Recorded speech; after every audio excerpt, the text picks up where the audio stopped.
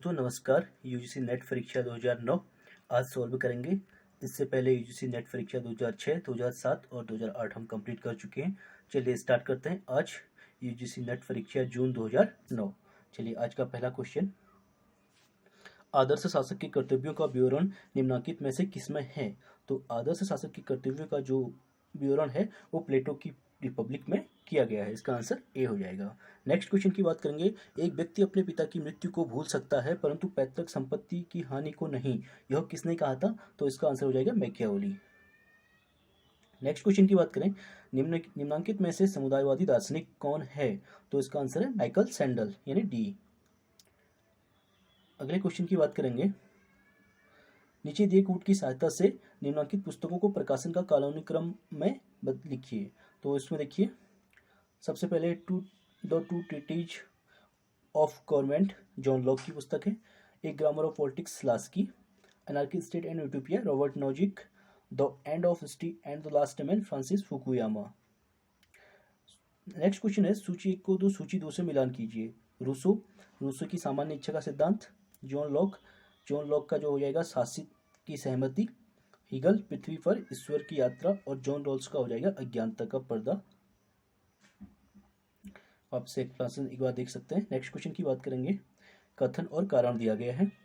Rawls का न्याय सिद्धांत राजनीतिक एवं नैतिक दर्शन में शक्तिशाली, गहन, सूक्ष्म, व्यापक और व्यवस्थित कार्य है। राजनीतिक दार्शनिकों को अब या तो रॉल्स के सिद्धांत के अंदर कार्य करना चाहिए और यहाँ स्पष्ट करना चाहिए कि क्यों नहीं। तो इसका आंसर हो जाएगा ए और आर दोनों सत्य हैं और आर ए का सही स्पष्टीकरण है। अगले क्वेश्चन की बात करेंगे, अरविंद के लिए सच्ची राष्ट्रीयता सनातन धर्म है, ये राइट है। सनातन धर्म में अरविंद का अभिप्राय पारस्परिक धार्मिक अनुष्ठान था, धार्मिक अनुष्ठान नहीं था उनका। इसका सी हो जाएगा, ए सही है और कथन जो है, इसका तर्क जो है वो राइट नहीं है। नेक्स्ट क्वेश्चन है, क्रीडो ऑफ रिलेवेंस किसका मुख्य नारा था? इसका आंसर हो जाएगा पोस्ट बिहेवियरलिज्म यानी उत्तर व्यवहारवादी का बी आंसर हो जाएगा। नेक्स्ट क्वेश्चन की बात करेंगे, राजनीतिक सिद्धांत के पुनरुत्थान पर किसके द्वारा दृढ़तापूर्वक बल दिया गया था? तो राजनीतिक पुनरुत्थान के लिए जॉन रॉल्स का प्रमुख योगदान है। इसका आंसर सी हो जाएगा। नेक्स्ट क्वेश्चन है, निम्नलिखित में से किसने अपने अवधारणात्मक ढांचे में गाले चेंजिंग और लर्निंग की अवधारणा का उपयोग किया था? तो इसका आंसर हो जाएगा कॉल ड्यूस ए।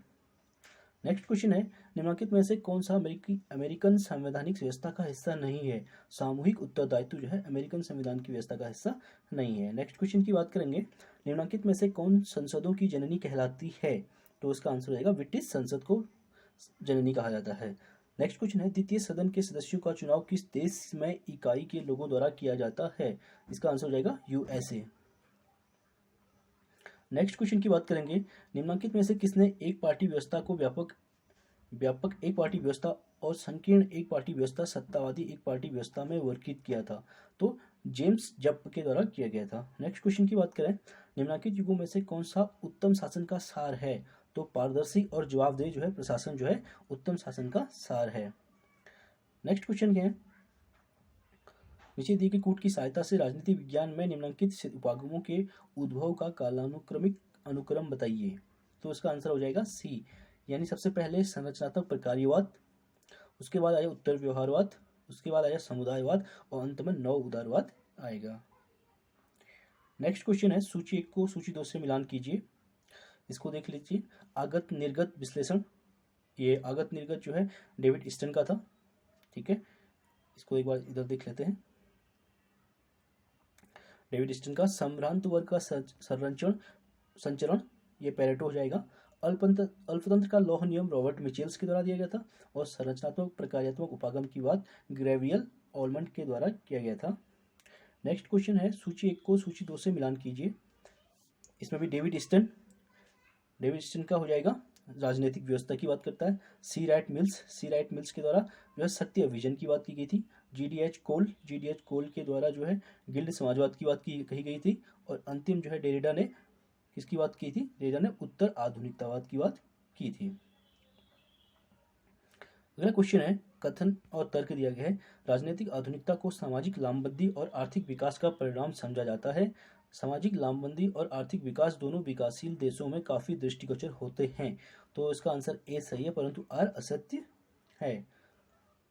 अगले क्वेश्चन की बात करेंगे, कथन और तर्क दिया गया है। संप्रेषण सिद्धांत सरकार को सूचना प्रवाह पर आधारित निर्णय व्यवस्था के रूप में लेता है। यह साइबरनेटिक्स मॉडल पर आधारित है। तो यह इसलिए पहले तर्क पढ़ लीजिएगा। यह साइबरनेटिक्स मॉडल पर आधारित है, इसीलिए संप्रेषण सिद्धांत सरकार को सूचना प्रवाह पर आधारित निर्णय व्यवस्था के रूप में लेता है। तो इसका स्टेटमेंट और कथन और कारण दोनों सही है और इसकी व्याख्या भी सही है। ए इसका आंसर हो जाएगा। नेक्स्ट क्वेश्चन है, भारतीय शासन एवं राजनीति से भारत में संसद की संयुक्त अधिवेशन की अध्यक्षता कौन करता है? तो संसद की संयुक्त अधिवेशन की जो ज्वाइंट सिटिंग होती है उसकी अध्यक्षता लोकसभा अध्यक्ष के द्वारा किया जाता है। नेक्स्ट क्वेश्चन है, न्यूनतम जनसंख्या बताइए जिसके नीचे संविधान की 73वें संशोधन अधिनियम के प्रावधान अनुसार मध्य स्तर पर पंचायतों का गठन नहीं किया जाता है। तो इसका आंसर हो जाएगा 20 लाख। ए हो जाएगा। अगला है, निम्नलिखित में से कौन स्वराज पार्टी से संबंधित है? तो स्वराज पार्टी से कौन संबंधित है? इसमें वल्लभ भाई पटेल। स्वराज पार्टी का गठन कांग्रेस के विरोध में किया गया, जिसके अध्यक्ष CR दास और मोतीलाल नेहरू सचिव बनाए गए थे। विठल भाई पटेल भी इसके सदस्य थे। अगले क्वेश्चन की बात करेंगे, निम्नलिखित में से किस आयोग ने पिछड़े वर्गों में क्रीमी लेयर संभ्रांत परत की पहचान की थी? तो इसका आंसर हो जाएगा BP मंडल आयोग के द्वारा। अगले क्वेश्चन की बात करेंगे, निम्नलिखित में से कौन भारत में संघ राज्य संबंधों से संबंधित है? तो इसका आंसर हो जाएगा संघ और राज्य से संबंधित सरकारी आयोग। ठीक है, इसका बी आंसर होना चाहिए, बट यहाँ पर डी दे रखा है।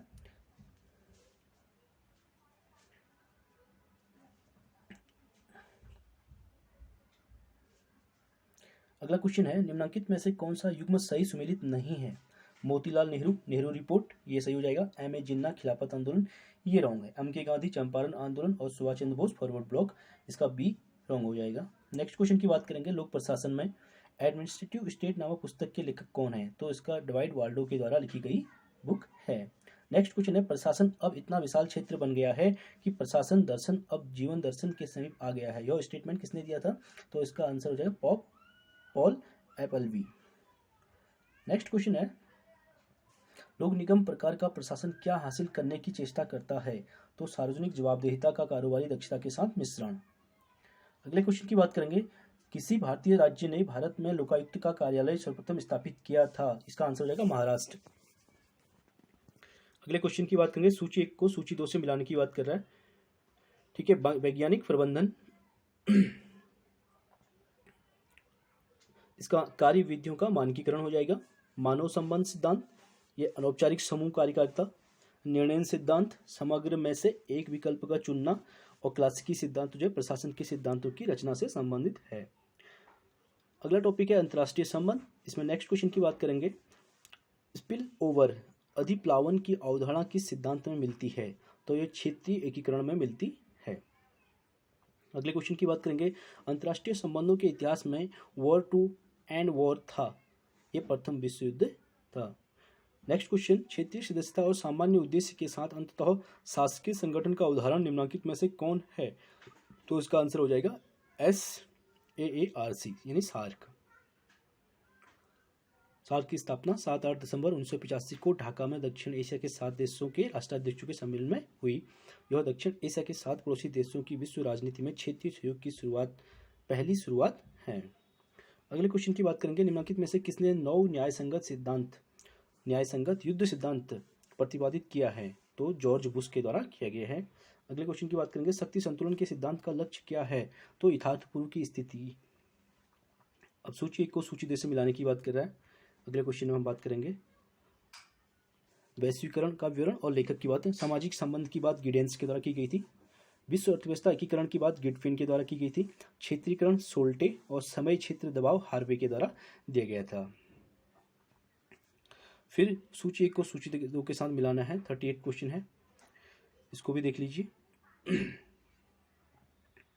वैश्विक सदस्यता एवं सामान्य उद्देश्य संगठन UNO, क्षेत्रीय सदस्यता और सामान्य उद्देश्य संगठन यूरोपीय यूनियन, जो सामान्य उद्देश्य संगठन की बात करता है यूरोपीय यूनियन।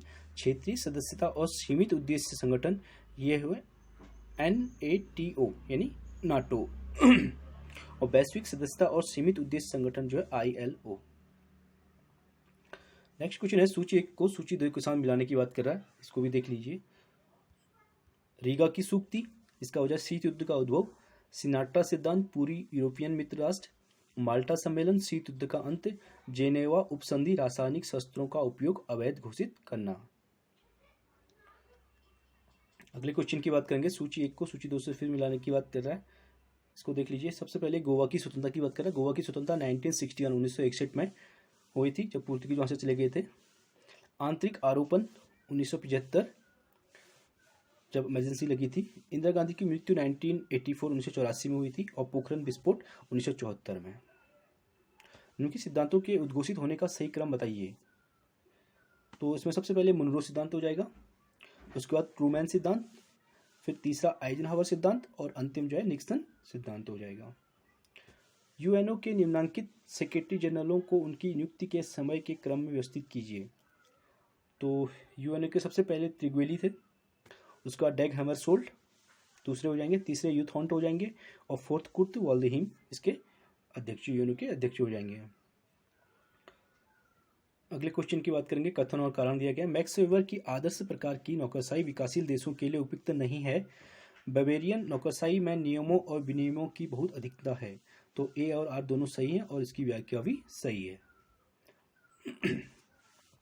अगला क्वेश्चन है, भारत नाभिकीय सशस्त्र राज्य है, भारत ने एनपीटी पर हस्ताक्षर नहीं किए। इसका आंसर बी है, दोनों सही है। हस्ताक्षर नहीं किए हैं भारत ने, तो इसलिए दोनों सही है, पर उसकी व्याख्या सही नहीं है। फिर अभिकथन और तर्क दिए गए हैं। सदस्य राज्यों की क्षेत्रीय अखंडता को एनओ द्वारा सामूहिक सुरक्षा के सिद्धांत के अंतर्गत सुरक्षित करने की चेष्टा की जाती है। राज्यों को युद्ध करने का अधिकार है, तो इसमें राज्यों को युद्ध करने का अधिकार है दे रखा है, क्योंकि जबकि नहीं है, तो इसलिए ए सही है। इसका आंसर सी हो जाएगा, बल्कि तर्क जो है इसका सही नहीं है। अगले क्वेश्चन की बात करेंगे 45 और 46 से 50 क्वेश्चन जो है हमारे ये इससे संबंधित है, इसलिए आज के लिए इतना ही। चलिए बाकी नेक्स्ट क्लास में करेंगे। Thank you so much. Please channel को लाइक कीजिए, सब्सक्राइब कीजिए। Thank you.